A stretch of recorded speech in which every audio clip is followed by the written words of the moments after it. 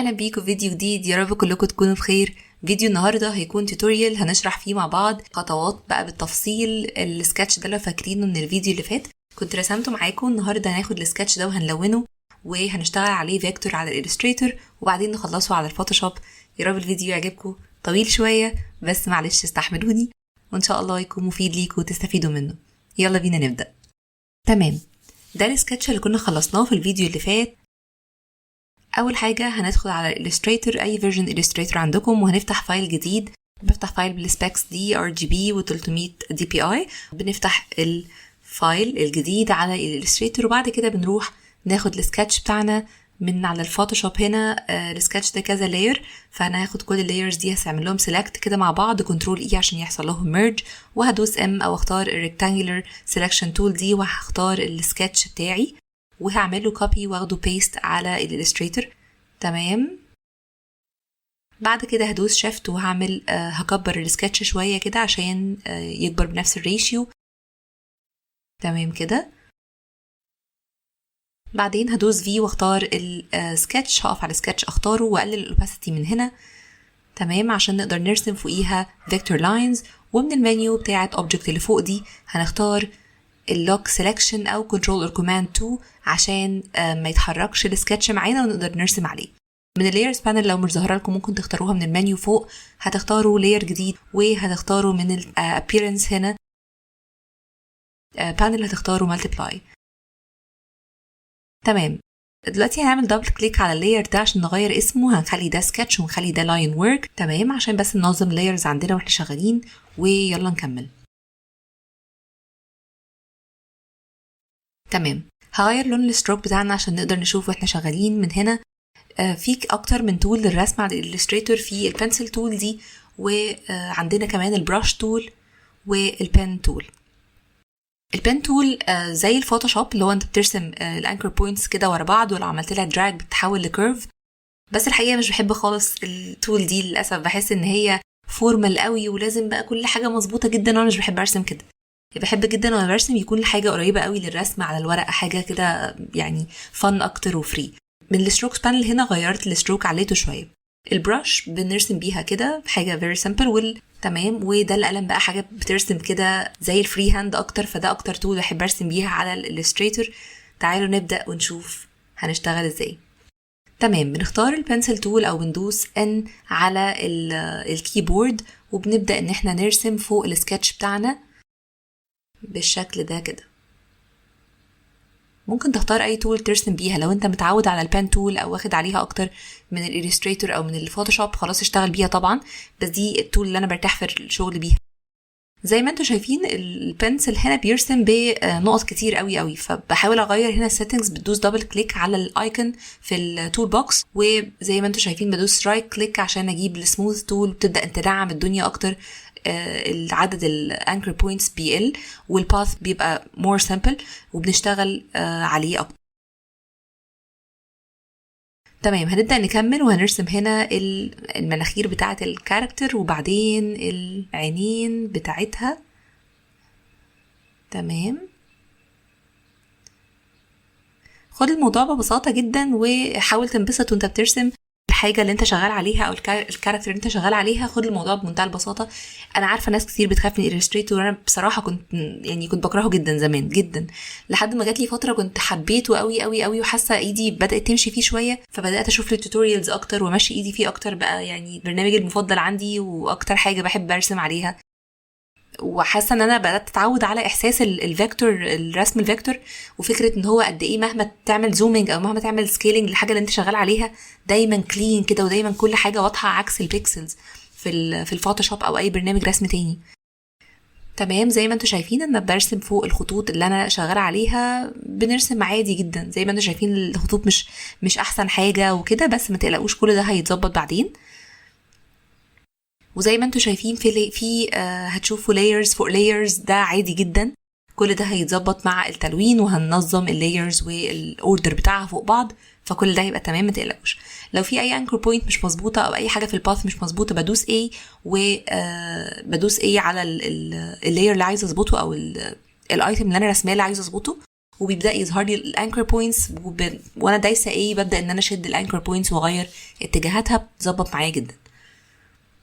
تمام، لسه مكملين بالبنسل تول وبنرسم فوق السكتش بتاعنا زي ما انتوا شايفين كده. ما تقلقوش خالص ان اللايرز فوق بعض، كل ده هيتظبط وهوريكم هنظبطه ازاي واحنا بنلون. تمام، يلا نكمل.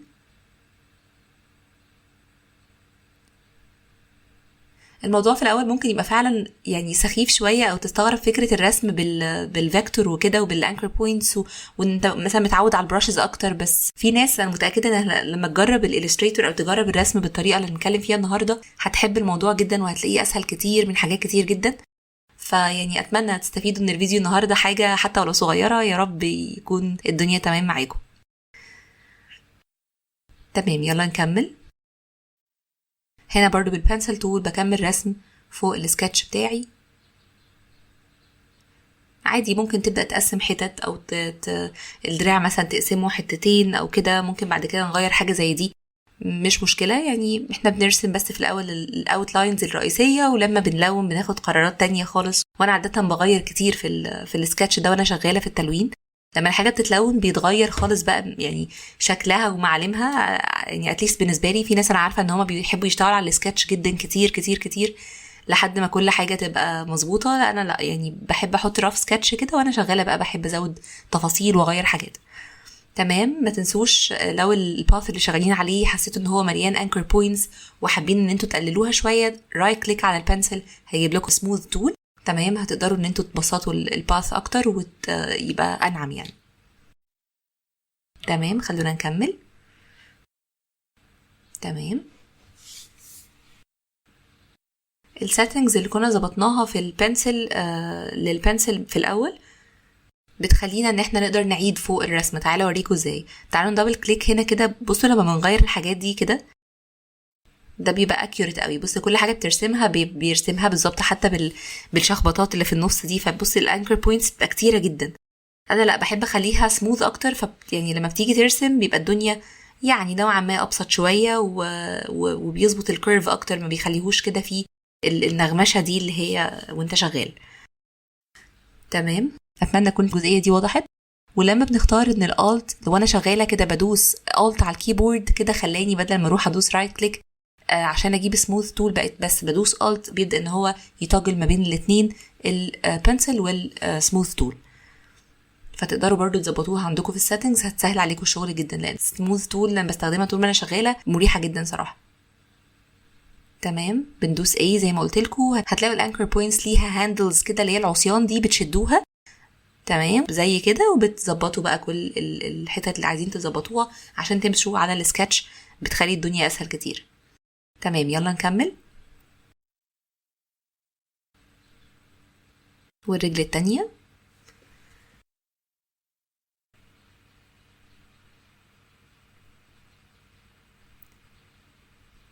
انا عارفه في طرق كتير جدا للرسم، وعارفه في كل حد زي ما بيقولوا كده كل شيخ وليه طريقه. يعني انا عارفه ان في كل حد ليه طريقه. في حد بيحب جدا في مرحله اللاين ورك دي ان الدنيا تكون مظبوطه جدا وكل حاجه بقى بالمسطره ومفيش حاجه اوفرلابنج على حاجه، بس دي طريقتي في الرسم، ويعني اكتر طريقه مريحاني. فكل حد يرسم اكيد بالطريقه اللي تريحه وشايفها ان هي مناسبه ليه. يلا نكمل. شكل الخطوط اللي داخله في بعض عارفه بيكون دوشه شويه، بس صدقوني مجرد ما ندخل في المرحله اللي جايه بتاعه التلوين، وان احنا بقى كل حاجه بدات تاخد الكتله بتاعتها، الدنيا بتبقى احسن كتير وبتبقى اوضح كمان. يلا نكمل.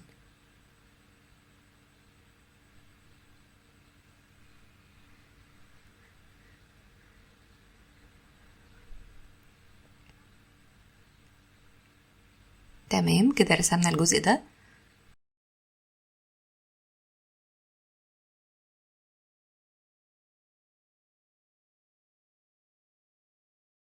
وهنا برضو بالبنسل تول او ان على الكيبورد هنكمل رسم ال الكانديز دي اللي في الجيب بتاعها. تمام، هنظبط الجزء ده كده، ندوس A برضو زي ما قلت لكم، وبنبدأ نعدل اي حاجة محتاجة تتظبط زي كده.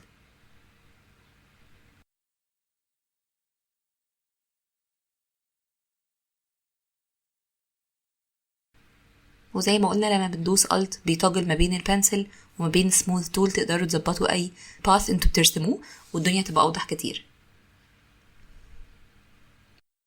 تمام، هنيجي بقى للمشروم ده، وده من اكتر الحاجات اللي عجباني في الرسمة بصراحة. بحب قوي شكله، فكرة انك ممكن ترسمه بأي شكل اورجانيك وهو ستيل هيفضل مشروم الاحمر المنقط بأبيض، من الايتمز اللي بحبها جدا في الرسم بصراحة. تمام، هنعمل بقى دلوقتي حركة عشان نقص الجزء ده كده. عملت باث ورسمت فيه باث تاني.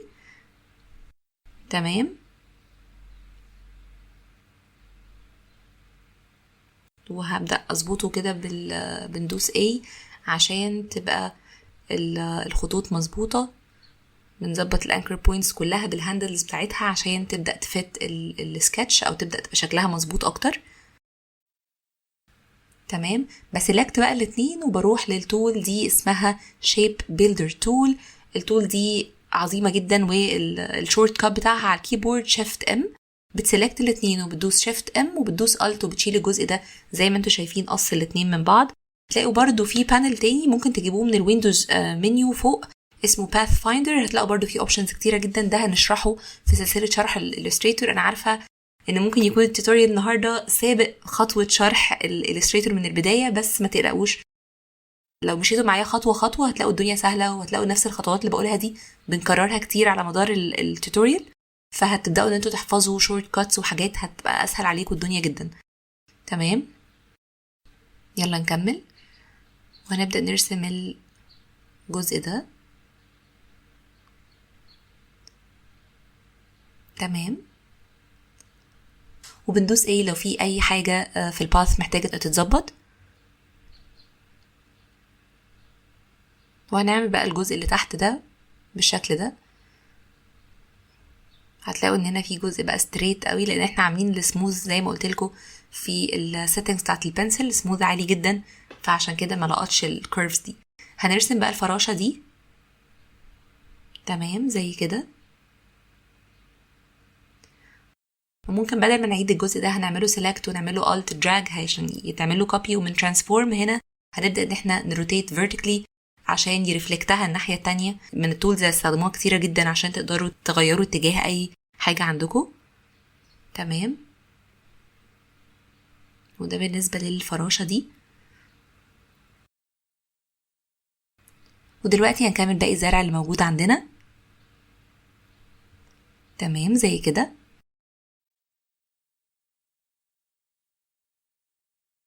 حاسه ان انا محتاجه اكبر شويه. نختار الكروب تول دي من التول بوكس، وهنكبر شويه الكانفاس اللي احنا بنرسم عليه ده او الارت بورد اللي بنرسم عليها، وهنرجع نكمل الزرع تاني.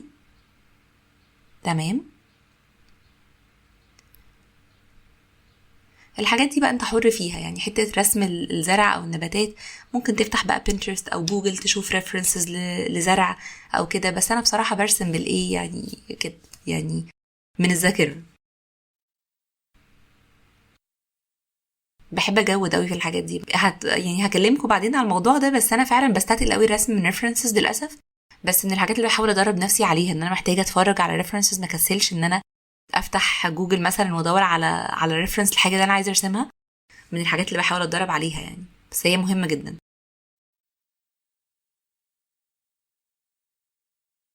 تمام، هنرسم بقى الوردتين دول ونكمل. طيب هنا هنستخدم تول كمان عندنا وهي حرف الار او الروتيت تول من التول بوكس. نظبط بس الاول الدايره دي. تمام، زي كده.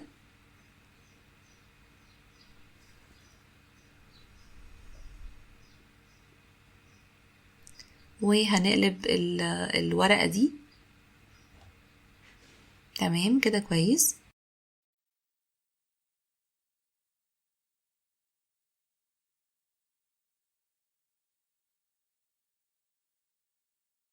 هنختار بقى التول دي وهي الروتيت، هنحطها هنا كده وهنبدأ ندوس Alt ونشد الورقة في الاتجاه اللي احنا عايزينه. Alt عشان يعمل لها كوبي، ما ياخدش الورقة هي بيعمل لها كوبي. وبعد ما نختار خلاص المكان اللي احنا عايزينها تتحط فيه واختارنا الزاوية وكل حاجة بقت تمام، بنبدأ ندوس كنترول دي او كوماند دي لو بتستخدموا ماك. بتبدأ ان هي تكرر نفس الحركة اللي عملناها، بان احنا بيكرر الكوبينج وبيكرر الروتيشن بنفس الزاوية بس، والموضوع بقى اسهل كتير. دي برضو تول من التولز اللي هتستخدموها كتيرة جدا في إليستريتور، بتسهل قوي لو انت عايز تعيد اي حاجة وبتغير اتجاهها. تمام، وهنكمل الجزء ده. بحس عموما الرسم محتاج يبقى يعني فري اكتر، او محتاج ان هو يبقى انت بترسم اللي انت حاسه. يعني انا ممكن واخده الموضوع بالنسبه لي كده، مش اصح حاجه في الدنيا، بس يعني على الاقل ده بالنسبه لي الطريقه اللي برسم بيها، ان انا برسم اللي حاساه اكتر. اوقات باخدها حاجه ان انا مذاكرش قوي، او ان انا زي ما قلت لكم افتح ريفرنسز وارسم منها، بس لا، يعني من الحاجات اللي بحاول اتدرب بصراحه ان انا اعملها واجبر نفسي ان انا اعملها، عشان مهمه جدا. يعني انا بحس الموضوع زي ما هو بترسم باحساسك او بترسم بافكار اللي انت حاسسها او شايفها جوه مخك، محتاج كمان ان انت يكون عندك اسس بترسم بيها، مش اي حاجه وخلاص. فده من الحاجات اللي بتدرب عليها بقالي فتره، وبحاول ان انا يعني احاول ان هي تبان في اللي انا شغاله فيه، اطبقه اول باول عشان ما يطرش وبس كده. طيب نكمل بقى السلحفه دي. تمام، بالبنسل تول برضو بنرسم وبنظبط بندوس الت عشان نعمل سموث تول. تمام، يلا نكمل.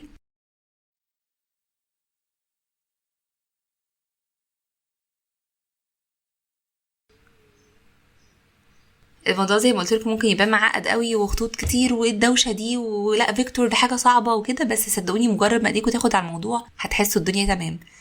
وبكده خلصنا اللاين ورك، يلا نكمل.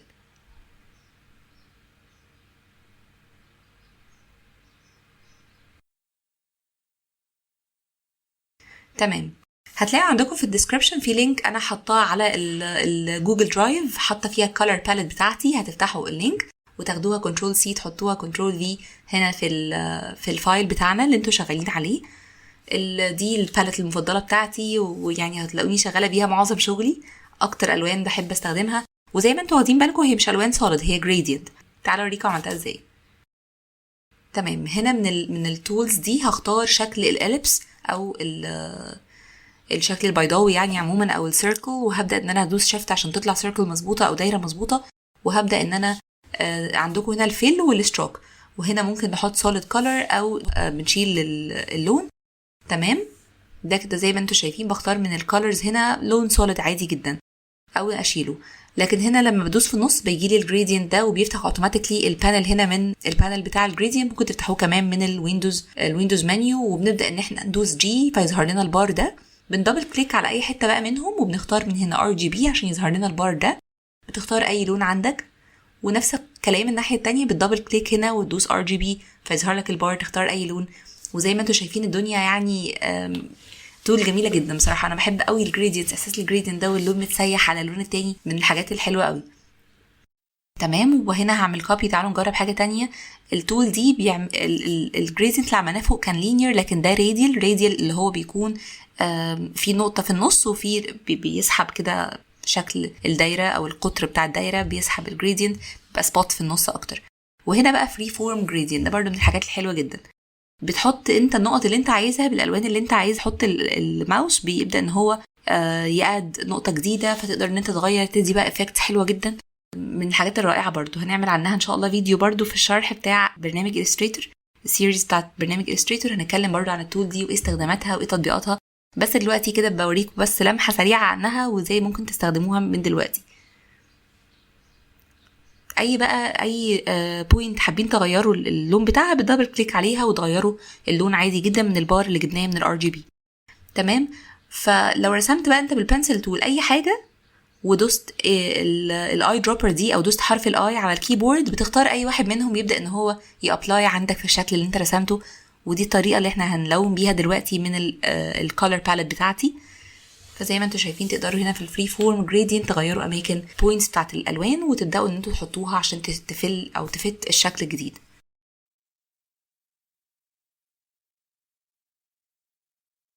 زي ما انتم شايفين افكت حلو جدا، ممكن تستخدموه في حاجات كتير قوي، حتى في الويب وفي الموبايل ابلكيشنز. من الحاجات الترندنج جدا اللي هي الفري فورم شيبس وجواها جريدينتس ملونه وكولرفul جدا، دي من الحاجات الترندنج قوي في الديزاين. تعالوا نرجع للكاركتر بتاعتنا ونشوف ازاي هنلونها بالكولر باليت دي. تمام، اهم حاجه نتاكد ان احنا واقفين على اللاير بتاعنا. من الابييرنس هنا بانل ان هو مالتيبلاي. ليه مالتيبلاي؟ عشان يبان تحتيه السكتش الاصلي بتاعنا، فنبدا نشوف احنا بنلون ايه، ما يبقاش السكتش يدارى واحنا شغالين فما نشوفش قوي التفاصيل، لان احنا لسه زي ما انتم شايفين في تفاصيل كتير في السكتش ما اترسمتش لانها هتتعمل واحده واحده. تعالوا الاول ناخد بس كوبي كده من اللاين ورك ده عشان نبقى نشوف في الاخر احنا يعني كنا فين ووصلنا فين بعد التلوين. تعالوا نرجع.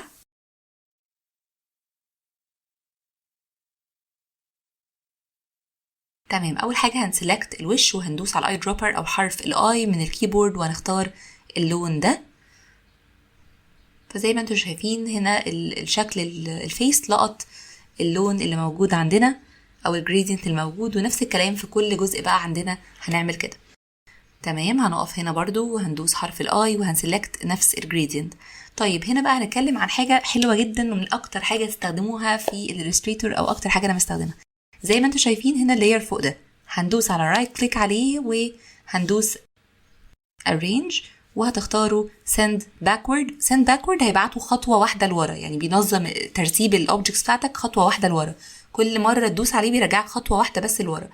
او تختار send to back فبيبعتوا ورا خالص اخر تحت كل layers، او send to front بيبعتوا bring to front بيبعتوا اول واحد فوق خالص. احفظوا بقى الشورت كاتس دي لانها مهمة جدا جدا جدا جدا. تمام، فطول ما انتوا شغالين وانتوا بتلونوا تلاقوا في لاير اوفرلابت على حاجه هتبداوا تنظموه بالشورت كاتس دي. كنترول، عارفين السكوير براكتس الموجوده عندنا اللي هي حرف الدال والجيم في الكيبورد، هي دي اللي هنستخدمها. كنترول دال وجيم، واحده منهم بتوديك باكورد واحده بتوديك فورورد. كنترول او كوماند شيفت الدال والجيم دول او السكوير براكتس بيوديك all the way to the back او ورا خالص تحت كل الحاجات، او all the way to the front فوق كل اللايرز بتاعتك. فانت احفظ بقى الشورت كاتس دي انها هتستخدمها كتير جدا جدا جدا، ولازم ايدك تتعود عليها كده عشان طول ما انت شغال. تمام، بنسلكت كل بقى اوبجكت احنا راسمينه عشان نلقط اللون بتاعه. زي ما انتم شايفين هنبدا ندوس كنترول باك براكت او حرف الجيم بيبدا يرجعنا خطوه لورا وهكذا.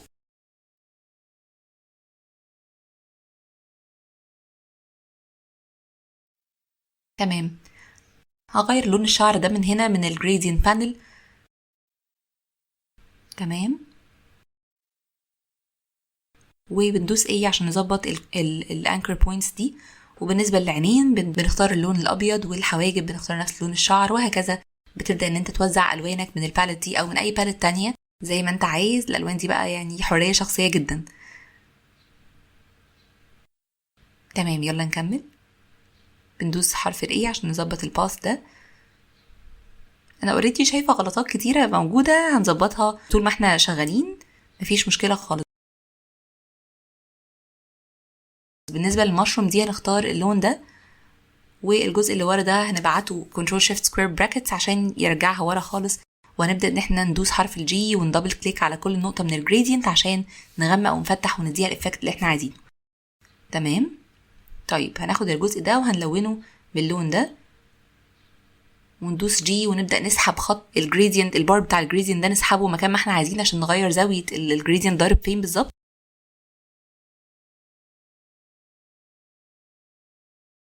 تمام، ودول الاثنين هنعمل لهم سيلكت مع بعض وهنبدا ان احنا نمرجهم سوا. ده منين؟ ده من البانل دي اللي هي باث فايندر كنت قلت لكم عليها، وندوس على هنا هيبدا ان هو يبقى هيبقوا جروبد مع بعض. تمام، دول هنختار مثلا لون من هنا. مرحله اختيار الالوان محيره شويه بس هي ممتعه، فخدوا وقتكم فيها وانبسطوا، يعني من الحاجات الحلوه جدا. تمام، يلا نكمل. هندوس برضو جي ونغير الالوان. ممكن ده نخليه كده.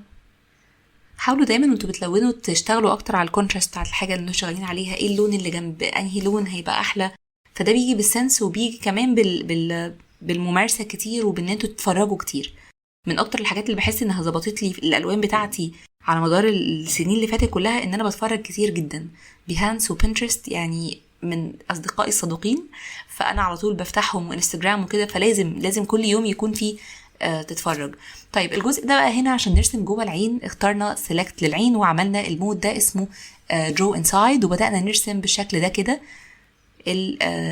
النني بتاع العين من جوه، وعملنا له كنترول سي كنترول اف عشان نعمله يكوبي نفس الحاجة اللي رسمناها دي، او نفس الدايره اللي رسمناها دي، ونخليها لون غامق شويه، وواحده منها برضو بيضه. هنسلكت بقى الثلاثه دول كنترول سي، ونيجي للعين الثانيه ونختار برضو درو انسايد وكنترول في، وهيبقوا موجودين جوه العين دي وبس كده. بالنسبه للبق ده هنغير لون الستروك بالشكل ده. تمام، هندوس ايه ونظبط الجزء ده. تمام، حاسه الجزء ده محتاج يتظبط شويه، فنشتغل عليه بالبان تول. تعالوا نسلكت كده ونشوف ايه اللي ممكن نعمله. تمام،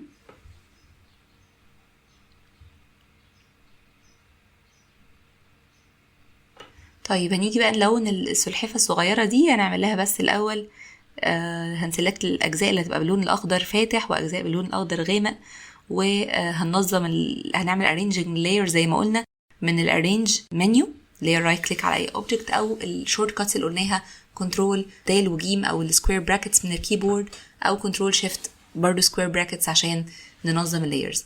تمام، هندخل برضو جوه العين بتاعه البنت ونسلكت يعني هنقعد ندبل كليك كده جوه العين لحد ما يدخلنا عند الجزء بتاع النني ده. هنسلكته كله 3 لايرز او شكل العين ده، وهنبدا كنترول سي كنترول في جوه العين بتاعه السلحفه. هنختار العين ونعمل درو انسايد ونعمل كنترول في. تمام، الجزء ده برضو ممكن نلونه باللون ده، وممكن نبقى نظبطه بعدين. احنا بنعمل دلوقتي حاجه اسمها color blocking. الكالر بلوكينج اللي هي بنعمل بلوكينج للون، بنحط بس الحاجات كده، ولسه بعد كده هنظبط بقى كل حاجه بقى، هنظبط الشادوز وهنحط تفاصيل وهنحط لايتنج وكل الحاجات دي، فما تستعجلوش، بس خلينا نمشي واحده واحده كده نشوف احنا هنعمل ايه. طيب هنا برضو زي ما انتم شايفين في الجزء بتاع الرجل والبوت اللي هي لابساه، بظبط الارينجمنت بتاع الاوبجكتس، لان في حاجات فوق حاجات، فاقعدوا كده ظبطوا في الحاجات دي بتفرق جدا. طيب هنا اعمل سيلكت للجزء ده ونغير اللون، ممكن نخليه مثلا ده ممكن. تمام، يلا نكمل.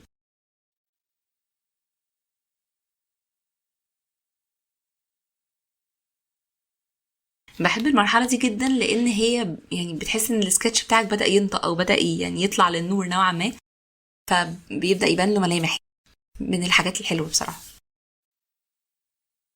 فمن الخطوات المحببه لقلبي، بس يعني لسه في خطوات احلى هتيجي دلوقتي بحبها اكتر بكتير، اصبروا بس.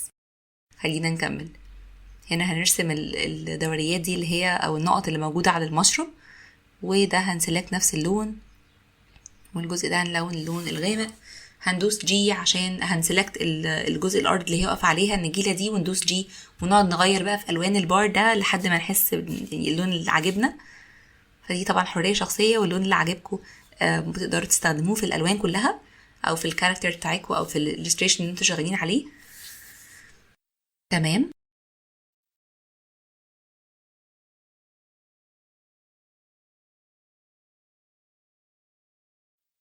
زي ما انتوا شايفين بحاول انوع كده في الوان الشجر شويه من الغامق والفاتح، عشان نحاول نعمل بس كونتراست، او نحاول نعمل تنويعه كده او تشكيله ما بين الشجر وبعضه. زي ما انتوا عارفين في الجنينه بيكون في انواع شجر كتير وحاجات كده. تمام، هنا من الستروك بانل بكبر شويه الستروك ده. تمام، وهنا هننظم الارينجمنت بتاعنا ده، هنجيبه فرونت وهنغير لونه بالشكل ده. وبالنسبة للفراشة ممكن نخلي لونها بالشكل ده كده. ويلا نكمل، تعالوا نكمل الورد ده. تمام، هنكبر الجزء اللي جوه ده شوية ونحط السيركل دي فوق خالص. نفس الكلام بالنسبة للتانية برضو، هناخد نفس اللون ونخلي السيركل دي فوق ونكبرها شوية. وبالنسبة لدول هنسلكت نفس الموجود عند الستروك بتاع الوردة التانية دي، وهنسلكت دول ونلونهم باللون ده. وتعالوا نظبط شوية الجزء بتاع الرجل بتاعها ده والبوت. هنعمل الجزء اللي ورا ده برضو من الحاجات اللي بحب اعملها جدا. حاول دايما وانت شغال في السكتش او انت شغال في الالستريشن بتاعك انك تبين حتة الدبس، او ايه ايه الكتله رايحه منين وفين، او ايه اللي موجود جوه ايه، او ايه اللي موجود حواليه ايه. فبيبان اكتر في الهدوم، الكم، الجزمه، الرجل موجوده جوه الجزمه. فلما تعمل الايفكت اللي ورا ده او اللير اللي ورا ده بيحسسنا بقى بالاحساس ده، بيشيل شويه حته الفلاتنس بتاعه الفيكتور او الرسم على الالستريتور، ان هو الدنيا فلات جدا وكده. بحس الجريدينتس والحركات اللي بنعملها بالدبث دي وكده بتبعد شويه الاحساس الفلات قوي اللي موجود في الالستريتور. فمن الخطوات المهمه قوي. هنسلكت دول ونخليهم ستروك كده، ويلا نكمل. تمام. انا حاسه العينين دي محتاجه تتظبط شويه. فطول ما انت شغال انت بتحس كده بعينيك بتلقط شويه ايه المشكله او ايه الغلطه اللي موجوده، فبتبدا ان انت تظبطها وتفضل شغال كده اكتر. كده احنا عملنا color blocking نوعا ما للكاركتر بتاعتنا. حطينا البلوكس الالوان، لسه الجزء ده بس هنحطه زي كده ونعمل arrangement، نبعت ده لورا. تمام كده زي الفل. والبق بتاع السلحفة اخد لون. تمام. طيب انا حاسة كده ان احنا يعني قربنا، فاضل بس الجزء ده، جزء بسيط، ونقول ان احنا خلصنا كده الكالر بلوكينج. تمام. ممكن نظبط ده شوية. طيب بالنسبة بقى للعينين، هنا احنا محتاجين نرسم رموش، فاحنا هنصغر بس الاول العين دي شوية بالبنسل، هنرسم كده عليها لحد لما نظبطها شوية عشان نرسم الرموش بتاعة البنوتة دي.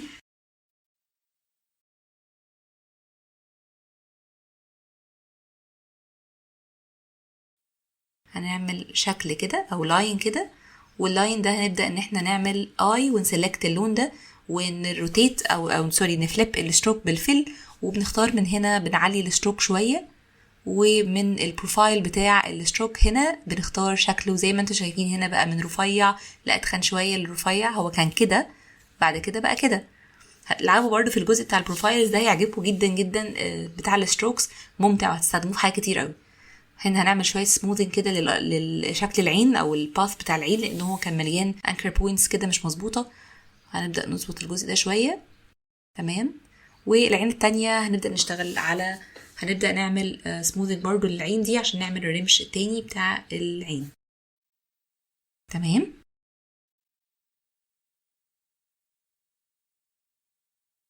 هنكبر الستروك شويه ونغير البروفايل زي ما قلنا، وهنبدا ان احنا نغير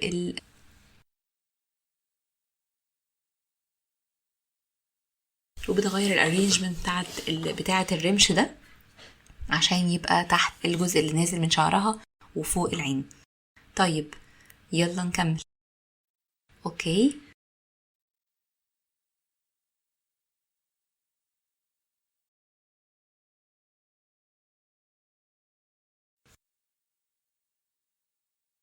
هنا برضو في الجزء بتاع المناخير ده بندوس جي عشان نظبط الجريدينت هو جاي منين لفين، او لونه يكون مظبوط يعني. والمنطقة دي حاسة ان هي الجزء ده من الجاكيت محتاج ان هو يبقى بالشكل ده كده.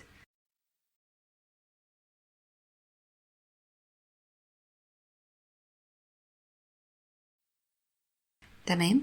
طيب هنا محتاجة دي تصغر شوية وتقصر شوية، وعلى أساسها هنعدل ده بالانكر بوينت زي ما قلنا، بندوس A وبنظبط الانكر بوينتس.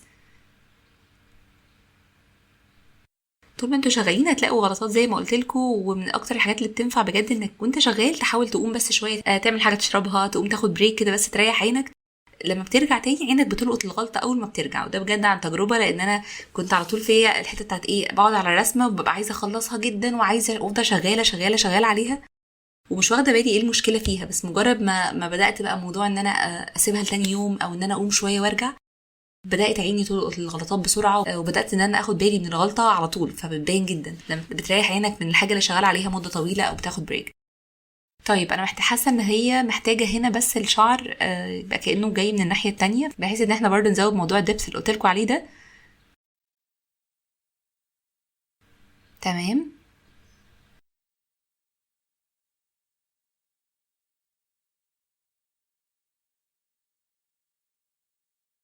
تمام. هنسلكت كل دول ونغير بس مكانهم. حاساها كده بدات تظبط شويه. تمام. وبكده نكون خلصنا الكولر بلوكينج بتاعنا، حطينا الالوان الاساسيه، وده كان شكل اللاين ورك الاولاني. تعالوا بس نقفل السكتش عشان نشوف احنا وصلنا لفين. اكيد شايفين الفرق بدأ يوضح شويه. طيب يلا نكمل. هنا هنعدل مكان الشعر ده وهندوس ايه ونظبط العينين، الانكر بوينتس بتاعت العينين، واي بقى حاجه عينيكوا تشوفها تحاولوا تظبطوها، هتلاقوا الدنيا بقت اسهل كتير. طيب دلوقتي هنسلكت الجاكيت بتاعها او الكوت بتاعها ده، البلطو بتاعها، وهنعمل برضو الدرو انسايد مود، وهنجيب البنسل تول ونبدا نرسم الاشكال اللي موجوده في السكتش بتاعنا ده. مرحله بقى اختيار الالوان دي بتبقى متعبه جدا، بس انا حاسه اللون ده يعني ظريف، فتعالوا نكمل كده بيه الجزء ده. تمام كده ممكن يبقى تمام، ظريف جدا. طيب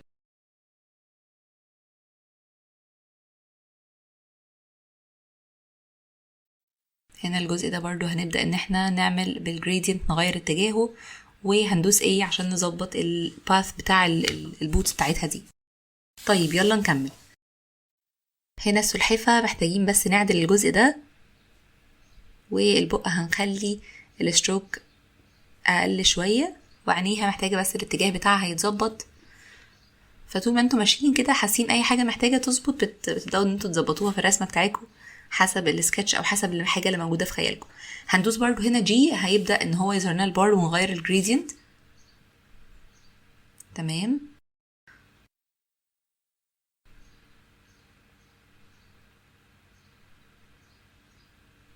طيب انا حاسه الجزء ده محتاج ان احنا نعيد فيه شويه، فيعني تعالوا كده بالبنسل تول نبدا ان احنا نغير في شكل الشعر ده، لانه حاسه ان هو مش مظبوط بصراحه.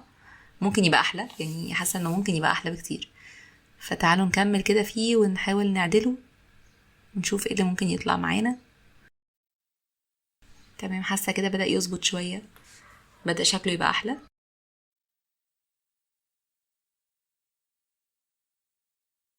تمام.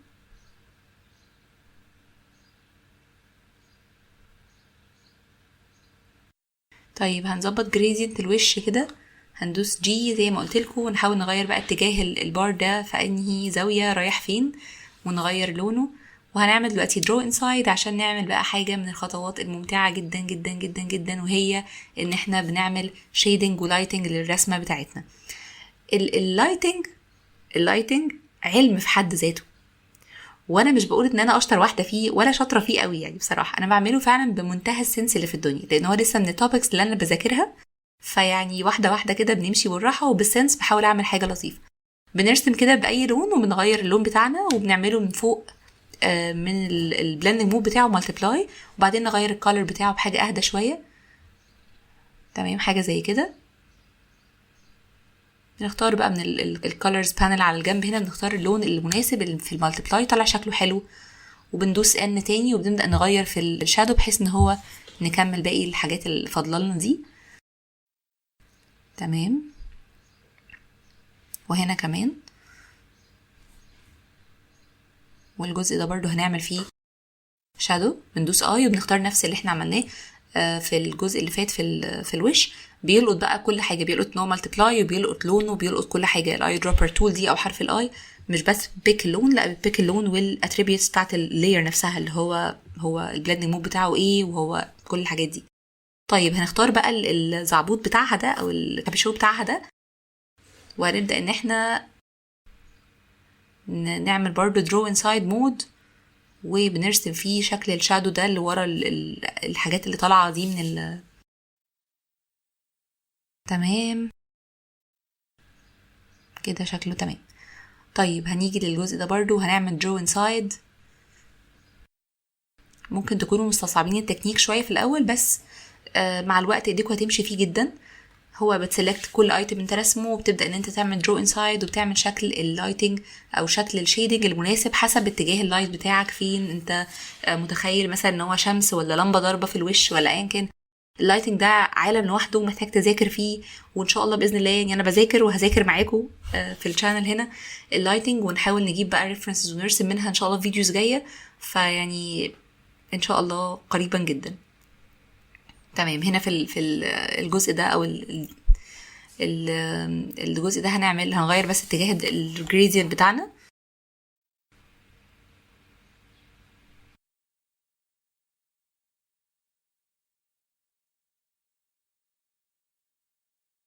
تمام. وهنا في الجزء الكحلي ده ببدأ اغير الجريدينت برضو بتاعه، يحاول يظبط شوية. نفس القصة هنا برضو ان هو الاتنين نفس اللون، والجزء ده كمان. اللعب بالالوان ممتع جدا، وكل شويه بتطلع حاجه جديده. اهم حاجه ان هي في النهايه بتعلي الكونتراست بتاعك، وبتعلي او بتوصل المسج بتاعتك. يعني انا هنا المسج بتاعتي في الرسمه دي او الالستريشن ده بهجه جدا، يعني لازم ان هو انا حابه يكون ملون قوي ومفرح قوي وبيعبر عن الحاله جدا، فده اللي حابه اوصله بالالوان بتاعتي.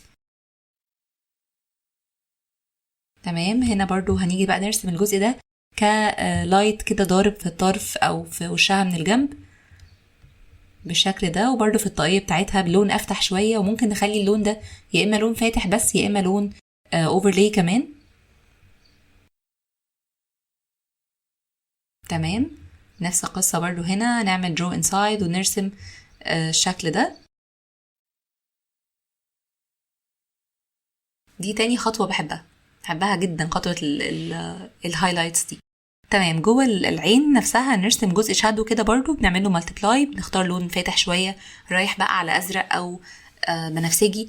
دي من الحاجات اللي انا بحبها. دي خطوات كلها يا جماعه شخصيه، يعني انا النهارده بوريكم الرسم بستايل، يعني مش بوريكم ازاي تتعلموا الرسم ان جنرال، لا ده الرسم بالستايل بتاعي للي حابب ان هو يستفيد منه او حابب ان هو ياخد منه افكار او ياخد منه تولز بستخدمها او كده. يعني هيبقى الموضوع بالنسبه له ظريف جدا. لكن انا مش بقول اللي برسمه ده احسن حاجه في الدنيا، ولا اللي برسمه ده هو ده القاعده او الرول اللي المفروض تمشوا عليها خالص. بالعكس، انا لسه بتعلم ولسه بذاكر ولسه بحاول على قد ما اقدر احسن من الستايل بتاعي، بس انا النهارده بوريكم طريقه شغلي او طريقه الرسم بتاعتي ايه. طيب نفس القصه هنا في الشعر. هنا هنعمل برضو موضوع المالتيبلاي ده اللي هو الشيدنج واللايتنج. هنغير الالوان بتاعته لحد ما نلاقي حاجه مناسبه شويه. تمام.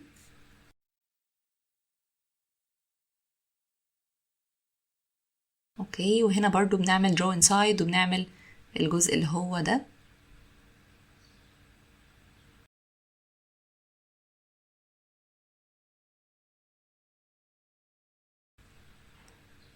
تمام. ونفس القصة هنا درو انسايد، وبناخد برضو ندوس اي وبناخد نفس الحاجة دي عشان ياخد لنا الكولر بتاعها والاتريبيوتس بتاعتها ان هي مالتيبلاي، بدل ما نقعد نكرر نفس الخطوات تاني. الخطوة دي بتنفع جدا.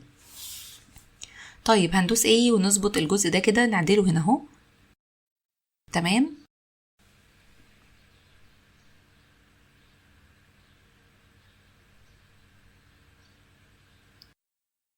هنيجي بقى الجزء الرجل. هنا هنعمل برضو موضوع الشيدنج ده برضو بالسنس جدا، بحاول الاقي لها يعني منطق ان هي الجاكيت عامل شادو وان هي جوه الجزمه رجلها برضو في شادو، فبنحاول نعمل كده حاجه كرتونش لايت بسيطه كده تبين بس الدبس بتاعنا. وده بالخطوات اللي بتعلي جدا، بتعلي موضوع الدبس ده او موضوع ان انت بتفهم الكتل اكتر وايه الرامي يدل على ايه وهكذا.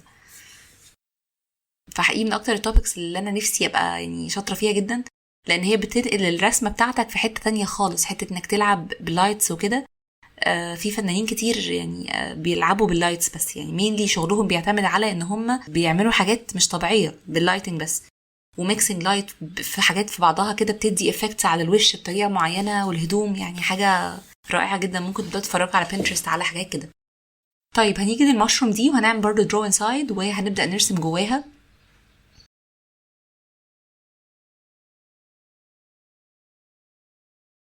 وممكن نسلكت مثلا الدرجة دي ونزود الاوباسيتي شوية. تمام. وهنعدل الجزء ده كده.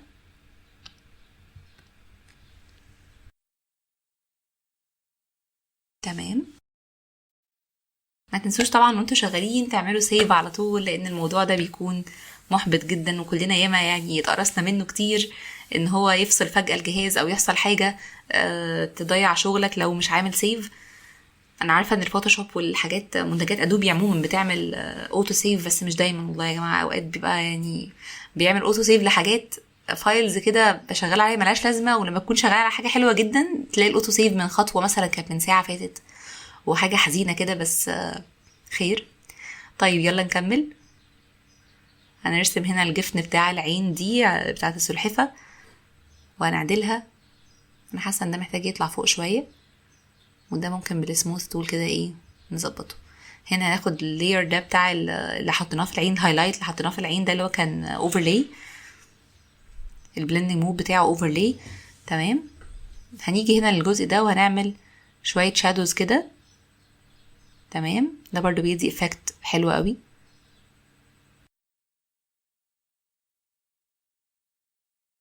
من الخطوات اللي بحبها جدا بصراحه، الخطوات اللي بحبها جدا شيدنج ولايتنج.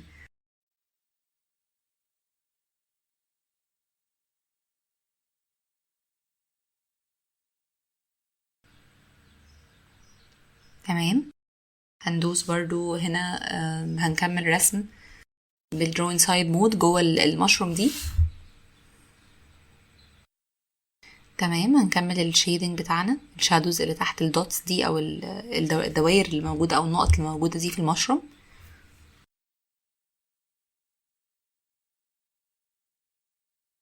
تمام كده. وهنعمل بقى هنا في الجزء ده او الجزء اللي عندنا ده هنعمل برضو فيه شادو، لان هو موجود جوه المشروم فمحتاج برضو شادو جواه، حاجه زي كده تدي افكت حلو قوي برضو.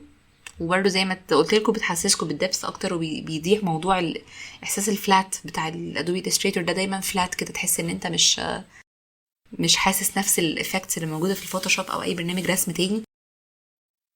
فده بنحاول نكسره بالحاجات دي او بالتبس دي. تمام. يلا بينا نكمل.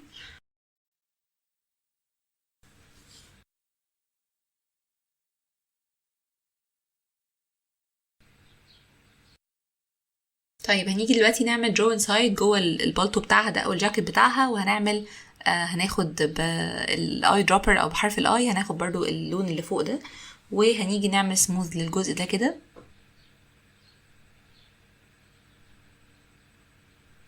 وهنعدل الجريدينت بتاعه. طيب هنيجي للبوتس بتاعتها، هنرسم برضو درو انسايد، هنعمل شيدنج كده تحت الجزء ده كده، وكأن البوت ده رامي يدل على البوت اللي جنبه، فيبقى الشكل كده. هنحاول نغير لون الشادو ده لحد ما نلاقي لون مناسب. تمام بالظبط كده. ونغير الجريدينت هنا. تمام. ونعمل برضو هنا الدرو انسايد لاير كده مالتيبلاي. واخدين بالكم عمل كده افكت حلو، يعني ادانا كده احساس بالعمق، انا حسيت. تمام. زي ما انتم شايفين هنا انا اخترت الشكل اللي ورا اللي هو الفوشيا ده او الشكل النبيتي اللي ورا ده، وعملت كنترول سي كنترول اف عشان يتعمل له كوبي او بيست في نفس المكان، وبعته لورا كنترول شيفت اللي هي السكوير براكتس بتاعتنا. طيب انا هغير الالوان الجزء ده، حاساها كده الطف كتير. تمام. وهنا هنعدل الجريدينت بتاعت الجزء ده.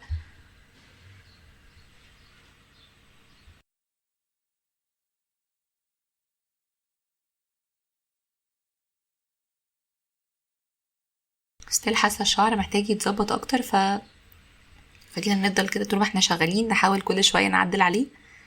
وهنا الجريدينتس بتاعت الحواجب هنعدلها برضو، بندوس جي وبنغير الاتجاه بتاع البار.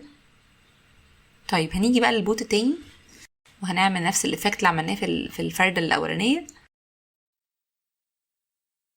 لو تاخدوا بالكم انا عماله اتنقل كده مع الرسمه كل شويه، هنا هنا هنا هنا. هنعمل بس الاول سيلكت الاثنين دول، وزي ما انتم فاكرين في الباث فايندر بادل هنعمل هنا الميرج ده، او ان هما الاثنين يبقوا يونيفاي. او كنت بقول لكم لو تاخدوا بالكم انا عماله اتنقل من الرسمه شويه الكاركتر، شويه سلحفه، شويه البوت بتاعها، يعني نحاول كده كل شويه نشتغل على حته عشان بس ما تزهقش او تحس ان انت تهت كده في النص. لا يعني الحاجه اللي انت حاسس انك عايز تلونها دلوقتي او حاسس ان هي محتاجه تفاصيل اكتر اشتغل عليها، ما تربطش نفسك بترتيب معين، حس الموضوع كده، يعني حاول تنبسط بالبروسس جدا.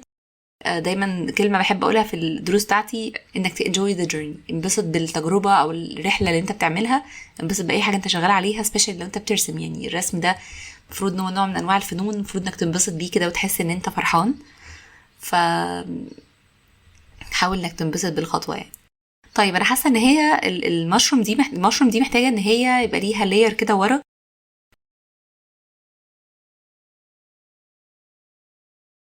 واخدين بالكم الافكت اللي هو كأنه طرف الناحية التانية، كأنه طرف الناحية التانية. تمام.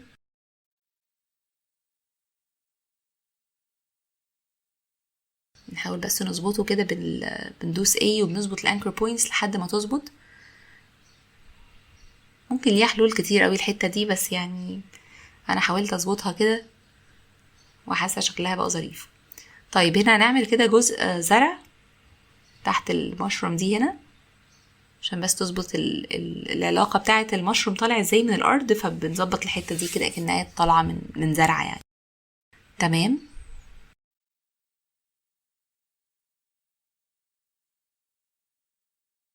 وهنا نعدل شوية جزء الورد ده، نحاول نظبط كده الأماكن بتاعتها.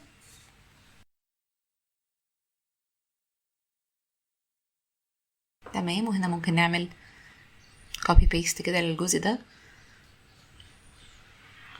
وهنا هندوس A ونحاول نعدل الانكر بوينتس دي عشان تبقى مظبوطة اكتر.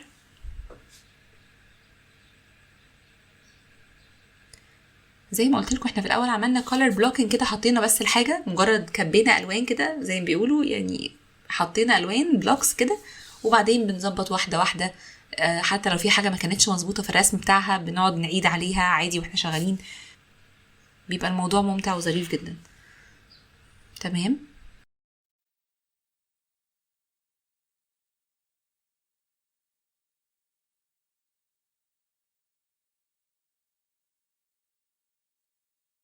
طيب هنا ايه تاني هنشتغل عليه؟ هنا ممكن نغمق الجزء ده شوية.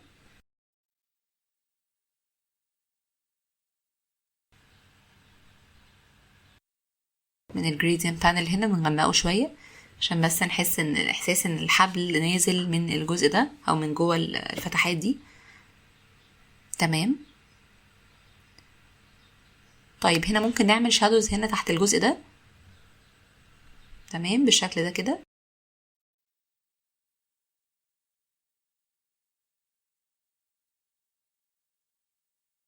وهنا تعالوا نعدل الجزء ده شوية لانه مش مظبوط.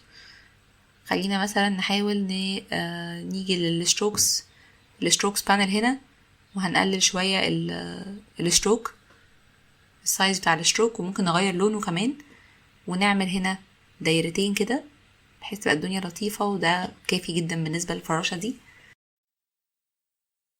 طيب تعالوا نكمل. حابة كده نرسم هنا تحت الزرع ده بالظبط جزء كده كأنهم فلوتين كده او طايرين من على الارض، فكأنها جزء بحب الافكت ده جدا، عملته في كذا رسمة قبل كده.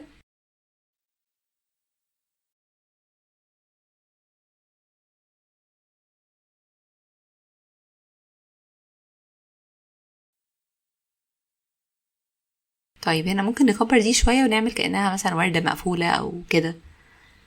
انا متأكدة ان مفيش زرع بالشكل ده، بس مفيش مشكلة، عادي عادي، كرتون خيال، مفيش مشاكل. طيب هنا هنعمل بقى شادو على الشادو ورا البنت على الارض، هنغير بس لونه وهنعمله مالتيبلاي برضو زي ما قلنا. نحاول نختار لون لايق شوية على الارض، ما يبقاش تقيل قوي، ونقلل الاوباسيتي بتاعته والدنيا هتظبط.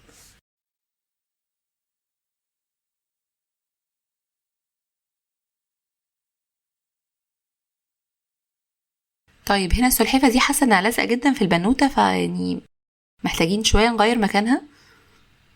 يعني مش عاجبني كمان علاقة الشعر بالسلحفة لازقين في بعض كده يعني بطرف كده صغير، مش عاجبني، فحاسة ممكن نغير المكان بتاع الكلام ده، بس خلينا نكمل حاجة تانية دلوقتي نبقى نعدلها كمان شوية. طيب هنا انا لو تفتكروا موجود في السكتش كان في باترن كده قلوب مرسومه على الجاكيت، هنعملها دلوقتي. فبنجيب البنسل وبنحاول نرسم شكل قلب او دوريات او نجوم او اي باترن في دماغكم ارسموه، وهنكرر شويه كده الشكل ده، وهنيجي عند البانل دي وهنعمل باترن ميك، وتحاولوا تغيروا اماكن الباترن كده لحد ما تظبطوا الشكل اللي انتوا عايزينه. زي ما انتوا شايفين هو اوريدي عامل الباترن اهو بيكرره. هتلاقوا هنا في السواتشز بانل لما تيجوا بقى تختاروا درو انسايد جوه الجاكيت ده وترسموا اي شكل، وبتختاروا ان السواتشز بانل الباترن اللي انتوا عملتوه هتلاقوه عمل الشكل ده كده. ممكن بقى نحاول نغير البلندنج مود بتاعه لحد ما نلاقي بلندنج مود لايق على الرسمه وعلى الجاكيت والالوان وكده.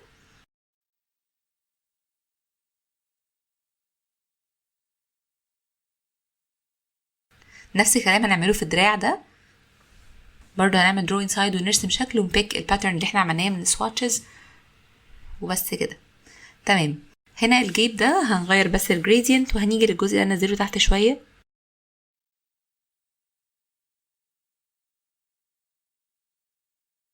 هنا ممكن نشتغل شويه على الفيس او الوش بتاع البنوته ده. محتاجه اعمل بس نخلي الخدود بتاعتها يعني كيوت اكتر كده، ويكون فيها لون بينك او لون احمر.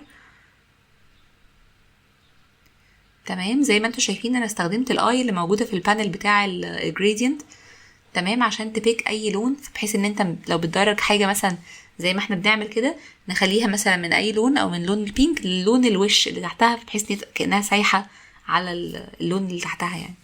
فمن من التولز المفيده قوي. تمام.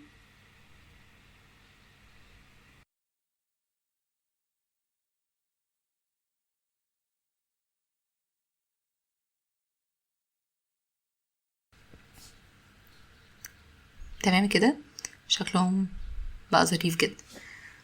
طيب يلا نكمل. ممكن بقى هنا نعمل نقطة تانية كده، ده بيدي احساس لمعة اكتر في العين، تعبر اكتر عن الاحساس ان هي بتبص لكائن جديد هي شايفاه حجمه صغير، حاسة انه كيوت، بدأت تحبه جدا، فرحانة باللحظة دي او حاجة، فهي بنحاول نوصل احساس الفرحة ده يعني من لمعة عينيها.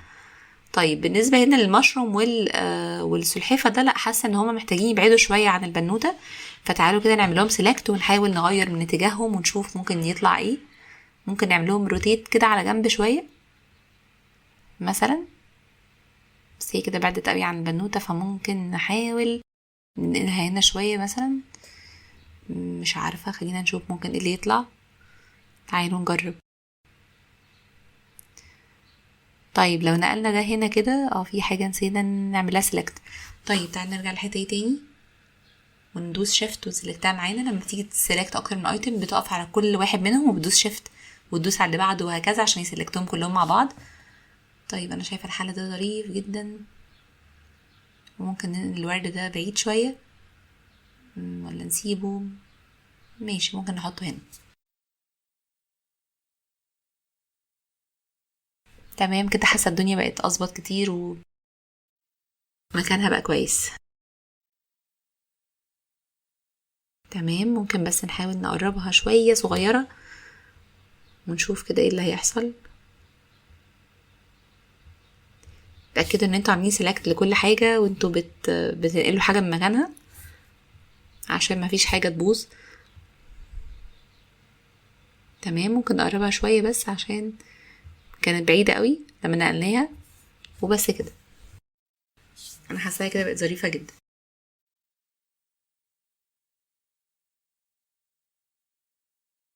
طيب تعالوا نكمل. طيب احنا ممكن بقى ندوس ان للبنسل ونحاول نظبط شوية الجزء بتاع الشعر ده.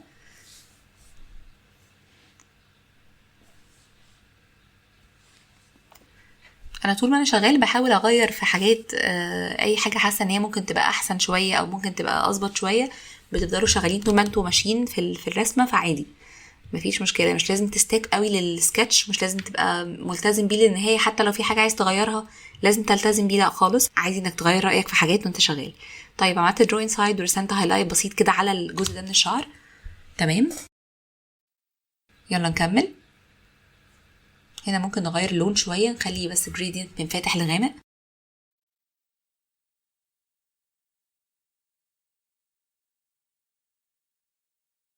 تمام كده.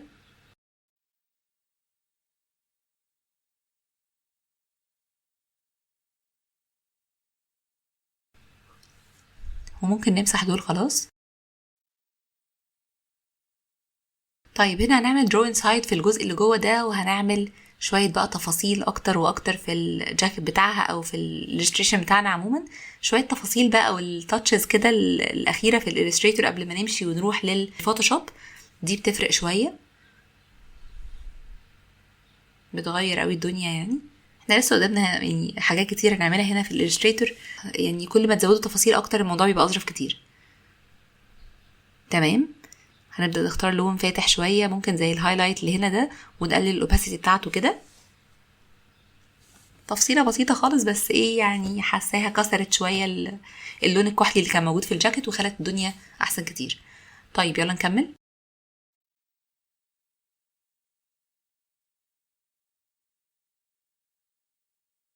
هنعمل نفس الافكت اللي عملناه ده برضو، درو انسايد، عملنا سيلكت للجزء اللي تحت ده وعملنا درو انسايد، وهنرسم فيها نفس الشكل المخطط ده.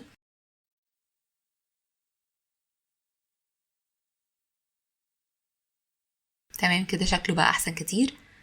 طيب دلوقتي هنسلكت الجزء ده، هنسلكت العين والمناخير، استنى نسلكت تاني. طيب هنسلكت العين والمناخير او الرموش اللي فوق العين دي، هنسلكت ده كله.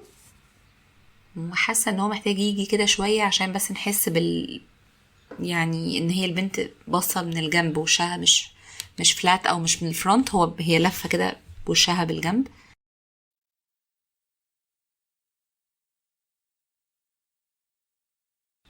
تمام، ونرجع كل حاجه مكانها.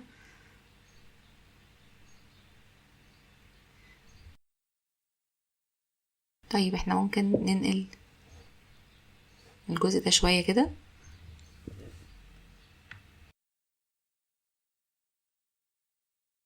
تمام، ونصغر ده شويه.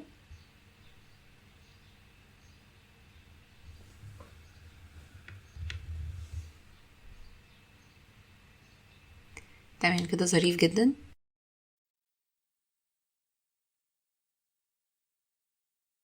وهندوس برضو ايه ونختار الانكر بوينتس بتاعتنا من هنا، ونحاول نعدل الشكل بتاعها زي كده. طيب بعد كده هنعمل ايه؟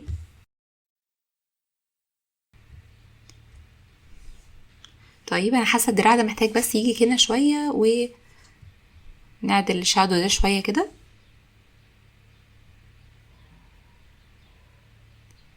تمام كده، شكله احسن كتير. والجيب ده حاساه محتاج يبقى بعيد شويه، ودول نختارهم كده ونوديهم زي كده. تمام، تعالوا بقى نشتغل على نعمل درو انسايد جوه الجاكيت، ونشتغل على الشادوز اللي ورا الكاندي اللي موجوده دي جوه الجيب بتاعها. تمام.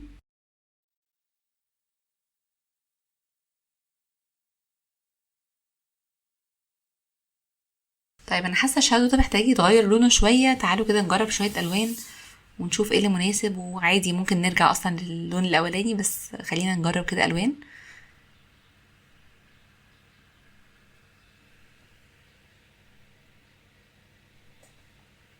تمام، بالنسبه للكاندي دي هنعمل برضو درو انسايد بعد ما غيرنا لون الجريزيان بتاعها، وهنحاول نعمل باللون الاحمر كده الخطوط اللي بتكون موجوده دي فري هاند برضو بايدك.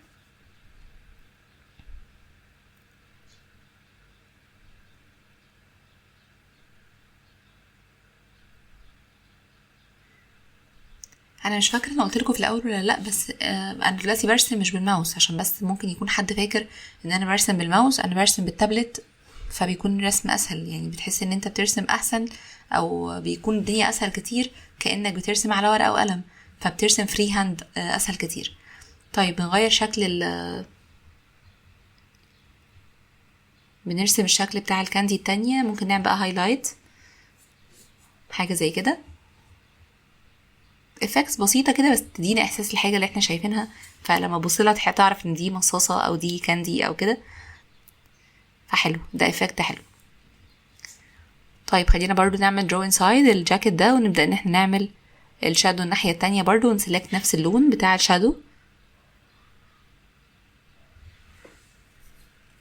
تمام. هنا نعمل draw inside وهنعمل الخطوط اللي كنا عملناها تحت في الجاكيت دي هتبقى برضو نفس الكلام فوق لان هو نفس الجاكيت.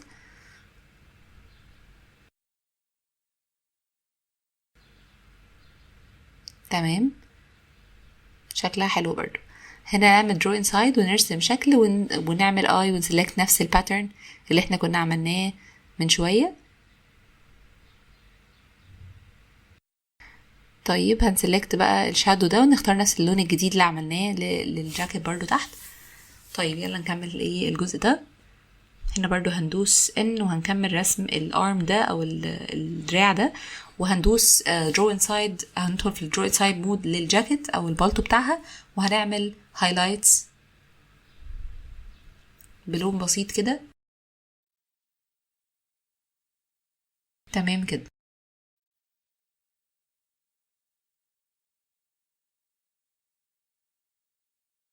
طيب هنا برضو في الجزء ده هنعمل draw inside وهنرسم جزء highlight بسيط كده ونحاول نعدل A، هندوس A ونعدل الجزء ده. تمام.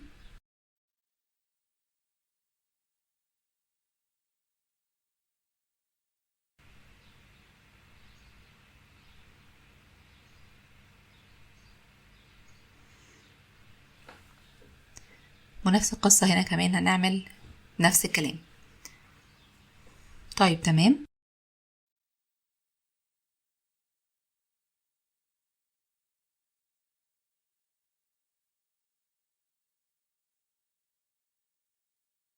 تمام، بالان او بالبنسل تول هنعدل الجزء ده، هنصلح الجزء بتاع الشعر ده هنا.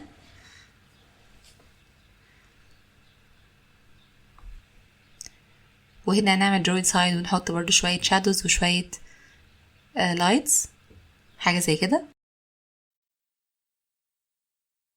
زي ما انتوا شايفين اديتنا اكتر احساس الدبس اللي قلتلكوا عليه او العمق اللي قلتلكوا عليه، فبدأنا نحس بكتل البنوتة شوية، ايه الحاجة اللي شكلها يعني راسها شوية، بدأت التدويرة بتاعت راسها تبان، بدأت الهدوم وعلاقاتها ببعض تبان، البوت بتاعها وهكذا. فالحاجات دي بتفرق جدا. هنا نعمل برضو شادو هنا تحت الجزء ده. تمام. وهنعمل alt drag او alt واحنا بنسحب نفس اللاير ده عشان يتعمل له copy paste.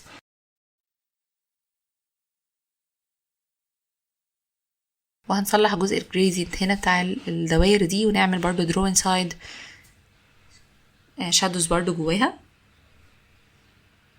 تمام. وهنا برضو draw inside في المصاصة التانية دي. اوكي، حاجة زي كده. وهنا برضو هنعمل تفاصيل جوه المصاصة دي زي ما عملنا في التانية.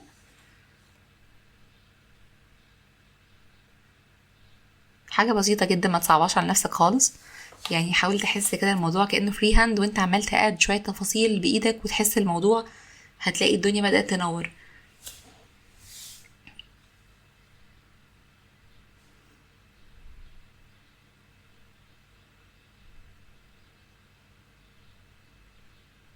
نفسي جدا بعد ما تشوف الفيديو ده يعني اسمع ان حد كان بيكره الالستريتور وبدأ يحبه شوية، يعني ده حاجة هتبسطني جدا. اتمنى ان انتوا ترجعوا تحبوا البرنامج ده لانه بجد من البرامج الحلوة قوي قوي قوي للرسم عموما. قوي رسم الفيكتور يا جماعه ممتع جدا، اللي ما جربوش وعلى طول بيرسم على الفوتوشوب وعلى طول بيرسم في البيكسلز، لا حاولوا جربوا احساس الفيكتور وقد ايه هو بيطلع كلين قوي في الاخر، ومهما عملت زوم ان فده من الحاجات الحلوه جدا وانت شغال ان انت تلاقي الحاجه طالعه سموث كده وطالعه كويسه قوي. تمام.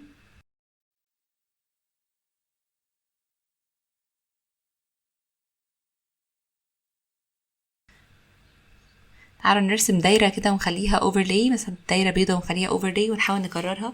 عارفين الافكت ده بيكون موجود على حاجات كتير كده، شكله بيعجبني جدا. طيب تعالوا نكمل.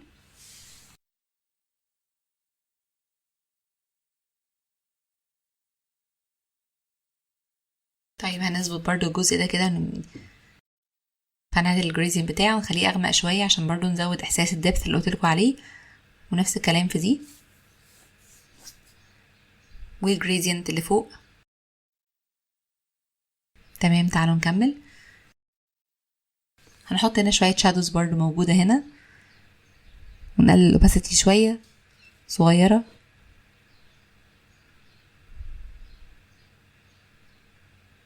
تمام، اي حاجه تحسوا ان انتوا عايزين تغيروها وانتوا شغالين ابداوا اشتغلوا، يعني عدوا كده كل شويه على حاجه، في حاجه محتاجه تتظبط، في انكر بوينتس مش مظبوطه، في مثلا باث معين عايز يتعمل له سموثنس وهكذا. طيب هنعمل درو انسايد دلوقتي للجزء بتاع الجنينه اللي تحتها دي، الجنينه الصغيره دي. وزي ما قلنا قبل كده ان احنا بنسلكت اي تو لايرز وبنعمل لهم ميرج من الباث فايندر، بانل، بيسهل الدنيا جدا. تمام، هنحط هنا شويه شادوز كده على البلانتس دي، شادوز ولايتنج، بيزود برضو زي ما قلنا احساس العمق واحساس ايه الحاجه اللي قبل ايه وايه اللي موجود ورا ايه وهكذا. هنبعت الورده دي لورا خالص، send to back.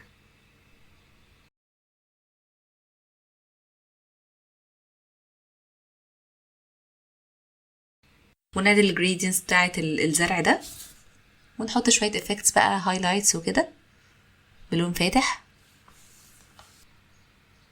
تمام، ونفس الكلام في الجزء التاني زي كده.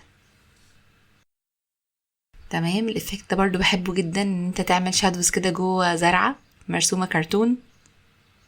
الستايل ده على فكره ينفع جدا في الكرتون او الناس اللي بتحرك على الافتر افكتس او شغاله موشن جرافيكس. الستايل البسيط ده او الستايل اللي بيبقى تحسوا حاجه فلات بس واخده كده افكت جريدينتس، تعجبكم جدا في الشغل بيها وسهله. بتاخد حاجه من الستريتور وبتحركها على الافتر افكتس، بيكون سهل جدا في الشغل، فجربوها. تمام، وزي ما انتم شايفين الشادوز نقلتها جدا جدا جدا وبقت اوضح، ما بقتش فلات قوي زي ما كانت.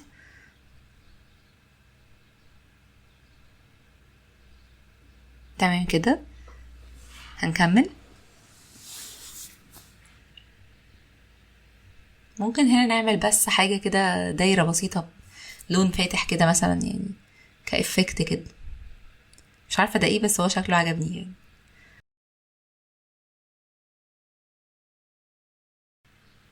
بحاول شوية اظبط الاطراف بتاعة الزرعة دي، بتاعة الارض اللي هم واقفين عليها دي، نظبط شوية الاطراف بتاعتها. تمام، وهنا في البوتس بتاعها، في البوتس بتاعتها هنبدأ ان احنا نعمل فيها هايلايت بلون فاتح، هيدي افكت ظريف. ونفس الكلام في الفردة التانية برضو هنحط هايلايتس.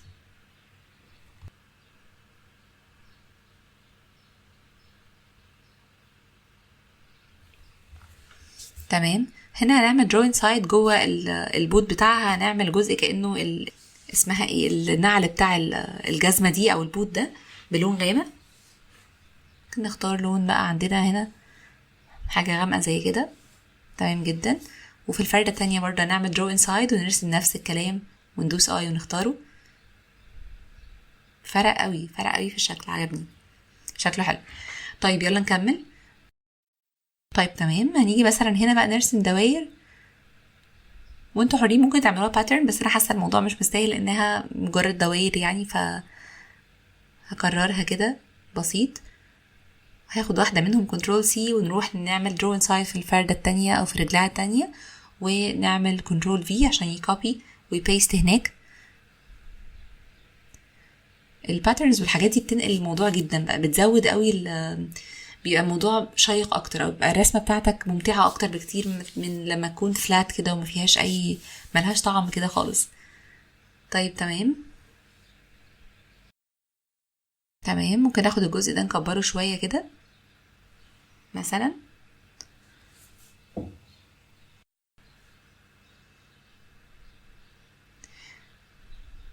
طيب هنحاول نعمل شادوز هنا على السلحفه دي، بس انا حاسه ان هي في حاجه مش مظبوطه يعني، لا هي محتاجه ان هي تتذاكر او محتاجه ان هي تتعمل كويس، بس خلينا الاول نشوف لها ريفرنسز بعد لما نخلص الجزء ده.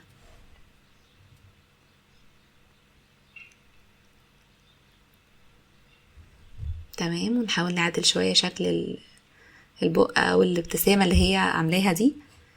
ممكن نعمل لها حواجب لون غامق مثلا، او ممكن نشيل ده، نحاول نعدل شوية في شكل الفيس بالظبط كده.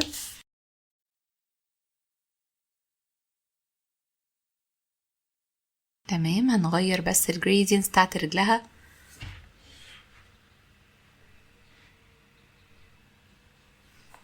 تمام، حلو جدا. بعد كده هنشوف هنعمل ايه. هنا ممكن نعمل الجزء اللي ورا ده اللي قلتلكوا عليه زي ما عملنا في المشروم، بيدي احساس عمق اكتر، فشكله بيبقى ظريف قوي. تمام. بعد كده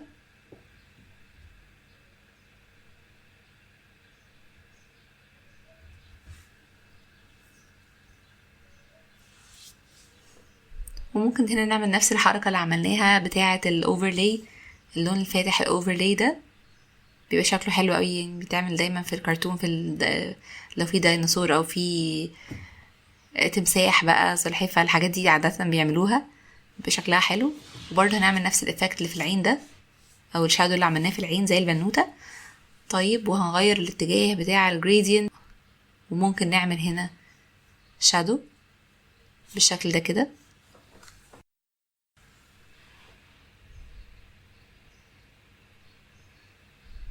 تمام.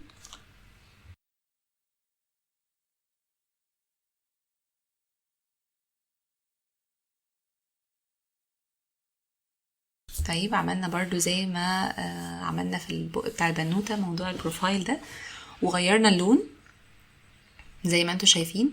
ممكن برضو هنا نعمل نفس الكلام، شكله كده احسن كتير. طيب، بعد كده هنا ممكن نعدل الجزء ده شوية، محتاج بس يتعمل له سموث، ونرفع الشادو ده شوية لفوق. تمام. تمام، ممكن نعمل هنا جزء كده هايلايت بسيط في الارض اللي تحتها دي، ممكن يبقى شكلها ظريف جدا. هنا هنعدل برضو الجريدينت بتاع الجزء ده، ونفس الكلام في جزء تاني او الجيب التاني.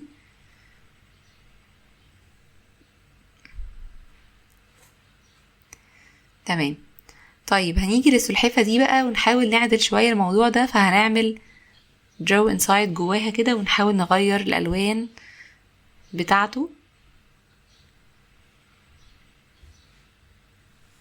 عشان يبقى قريب للحقيقة. ده بعد ما شفت كام ريفرنس كده. تمام، هنقلل بس الاوباسيتي هنا شوية.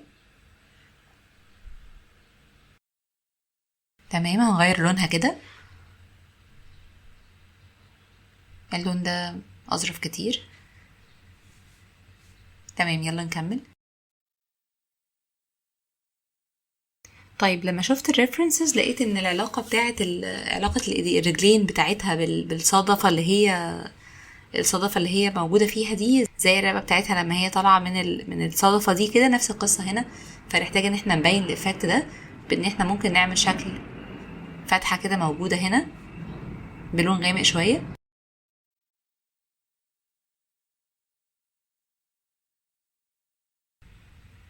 وهنا بنعدل الجريدينت بتاع الجزء اللي خارجة منه الايد ده، وهنعمل له بقى alter drag او copy paste Ctrl C Ctrl V علشان نحط فيه كأن الرجل التانية طالعة من الفتحة دي او المكان ده. تمام.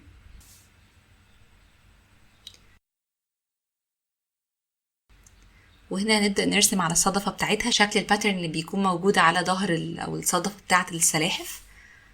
فتعالوا كده نحاول نتخيلها بعد برضو ما شفت كام ريفرنس كده اللي وراني شكل الحاجات في بعضها قوي. هحاول ارسم كده الاشكال السداسيه اللي بتكون موجوده على الصدفه بتاعه السلحفه، بس برضو keep it simple، بلاش صعبها على نفسك، وبلاش ان انت تخلي الموضوع مبالغ فيه. ده ستيل كرتون في الاخر، ستايل كرتوني قوي، مش حاجه ريل خالص. وزي ما انتوا شايفين هنا عملت كوبي بيست للشكل اللي انا رسمته مرة واحدة عشان نكمل شكل الباترن اللي على الصدفة ده. وتمام كده، حاسة شكلها بقى ظريف. محتاجين بس نعدل شوية الشادو اللي موجود تحت السلحفة على المشروم ده عشان يليق على وضع الرجل الجديد. احنا غيرنا مكان الرجلين هنا، بس هنغير الجريدينت بتاع الدوتس دي او بتاع النقط اللي موجودة هنا على المشروم. تعالوا بس نشوف لو في اي افكت ممكن نزوده او حاجة. ممكن مثلا هايلايت بسيط هنا، ناخده كنترول سي كنترول في في العين التانية. حاجات بسيطة كده بس ممكن تفرق في النهاية معانا. ممكن لايتنج هنا على الجزء ده من الجاكيت. تمام. وممكن هنا في الجزء اللي هو الارض اللي تحتهم دي او النجيلة اللي تحتهم دي نعمل برضو شادوز هنا ورا الزرعة دي. تمام. هنعمل برضو سموث للجزء ده كده. طيب هنا برضو هظبط الجريدينت بتاع الارض دي او النجيلة اللي تحتيهم دي. هندوس جي ونحاول نغير لحد ما نوصل للون احنا حابينه او مرتاحين له. تمام.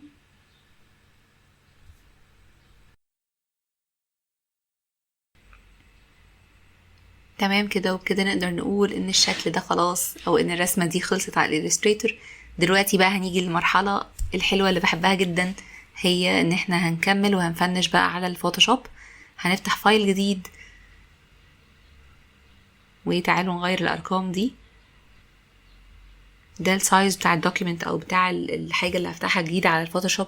ده السايز اللي احب اشتغل بيه، وهنفتحه بالشكل ده كده. وهنا هنختار ان هو بيكسلز او سمارت اوبجكت، وهنا هنختار ان هو يبقى سمارت. هنحط هنا في الفايل الجديد كنترول في بعد ما عملنا كوبي من هناك من الستريتور، وهندوس انتر وهنلاقي ان الشكل بتاعنا اتحط في الفوتوشوب. ودلوقتي يجي ميعاد ان احنا نشتغل عليه ونحط التاتش الاخيرة كده. يلا بينا. تمام. هنا هنعمل لاير جديد وهنعمل الت وندوس ما بين لاير جديد ولاير السمارت اوبجكت بتاعنا عشان يبقى ماسك جواه.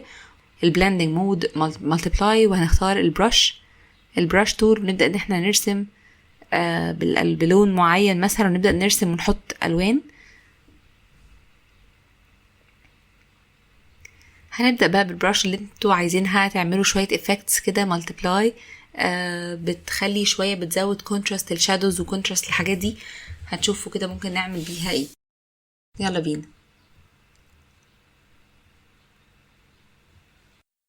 تمام. هنا نختار البراش دي ونجرب كده، يعني نقعد نختار براشز بقى ونجرب كل واحدة الافكت بتاعها عامل ازاي وشكله عامل ازاي، ونشوف ايه الحاجة المناسبة لينا. حلوة دي جدا، حاسة ان هي هيطلع شكلها حلو قوي. فممكن نشتغل بالسوفت براش دي كده ونحاول نختار لون لايق على وش البنوتة دي، نحاول نعمله على لاير المالتيبلاي اللي احنا لسه عاملينه. وفعلا شكلها حلو جدا. حاجة بسيطة كده من غير ما نأفور ومن غير ما نلسع قوي الشادو بتاعنا او نبوظ الشادو اللي احنا عاملينه اصلا على الإليستريتور. حاجة بسيطة جدا. تمام.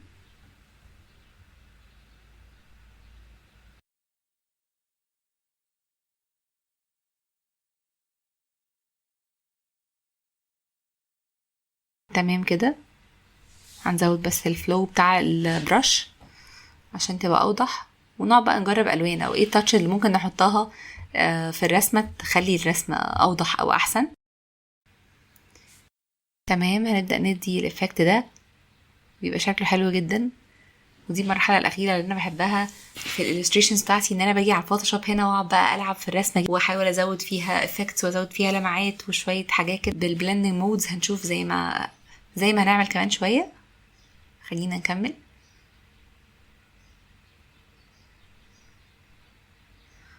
هنا ممكن بقى نختار مثلا لون بنفسجي زي كده ونحاول ندي إفكت بسيط كده، يطلع شكله حلو جدا. نحاول ندي هنا شوية إفكتس كده بالبرش بس من غير ما نزودها، يعني حاجة بسيطة جدا. ممكن اللون نفتحه شوية بحيث ان هي تبقى اخف، ما تبقاش تقيلة جدا وتلسع الالوان بتاعتنا اللي عاملينها على الإليستريتور. بس الخطوة دي مهمة وبتضيع شوية بقى احساس الفلاتنس زي ما قلنا قبل كده بالإفكتس اللي احنا عملناها، بتخلي الدنيا ديب اكتر. هنا نفس القصة. تمام. وهنكمل بقى على كل layers او كل جزء في الرسمة نحاول نديله الإفكت ده، بتفرق جدا جدا جدا.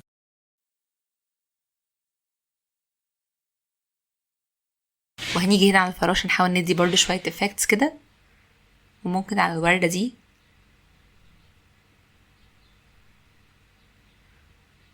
والمشروم هنا برضو نحاول بقى نديها effect شوية، كأن الناحية دي فيها ظل أكتر من التانية ناحية النور أكتر. فشوية الإفكتس دي اللي بتدي الإحساس اللي احنا بنتكلم فيه ده. تمام.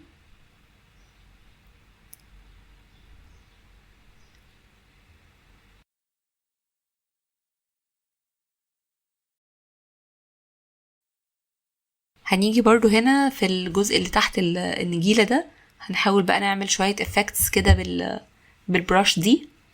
عجبني جدا الإفكت ده، تحس ادانا إحساس الصخور شوية، أو ادانا إحساس إن الأرض مش مستوية خالص كده، لأ كأنها فيها قطعات. لأ عجبني الإفكت بجد. طيب يلا نكمل. طيب دلوقتي هنعمل ايه؟ هنفضل بقى مكملين شوية بالإفكت ده كده، وعادي انك تجرب على اي جزء من الرسمة البراش اللي انت عايزها. بالعكس ممكن تضيف حاجة، او ممكن تزود العمق بتاعها اكتر، وتخلي الموضوع ممتع اكتر، ما تبقاش رسمة مملة وخلاص. هنعمل بقى نيو لاير وندوس برضو الت، وهنخلي اللاير ده اوفرلاي، واللاير ده هيكون عشان الهايلايتس. تمام. طيب هندوس بيه للبرش، وهنختار لون يكون فاقع كده شوية، ونحاول ندي افكتس للرسومات عندنا.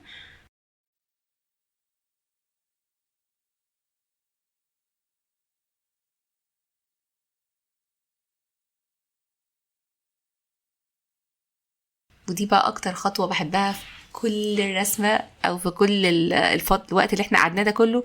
دي من اكتر الخطوات اللي بحبها بجد، اللي هي لسعات النور الاخيرة دي بتدي افكت رائع، وبتخلي رسمة في حتة تانية. بصراحة لما اجي ارسم بستنى كل رسمة تخلص عشان نيجي للمرحلة بتاعت الهايلايتس دي اللي بالاوفرلاي. شايفين خلت الموضوع بقى سموث اكتر كده، مبقاش فلات خالص، ومبقاش مش ممتع كده، او تحس ان الرسمة ميتة. لا بالعكس، هو ادالها احساس جدا. تمام. وندي شوية افكتس كده على البوت بتاعها، وعلى الجاكيت وشعرها، ممكن شوية على العينين. الهايلايت افكت ده بيكون حلو جدا جدا، وبيغير في شكل الرسمة نهائي، بياخدها الليفل تاني خالص. تمام. اتمنى تكونوا مستمتعين يا جماعة معايا، وبجد عايزة احيي اي حد لسه مكمل لحد دلوقتي. احنا بقالنا كتير قوي بنرسم فلو انت لسه مكمل فيديو لحد دلوقتي، انتوا ابطال، والله انتوا ابطال يا جماعة بجد. ويا رب تكونوا مستمتعين يعني زي ما انا مستمتعة. تمام. هنكمل شوية اللايتنج تاني على الزرع شوية، وعلى اطراف الارض كده. تمام. هنغير بقى البراش، وهنحاول ندي الافكت اللي عملناه من شوية، اللي هو بتاع الشادو اللي موجود على الارض اللي تحت النجيلة دي. هندي احساس بقى الهايلايتس، هيخلي الدنيا احلى كتير.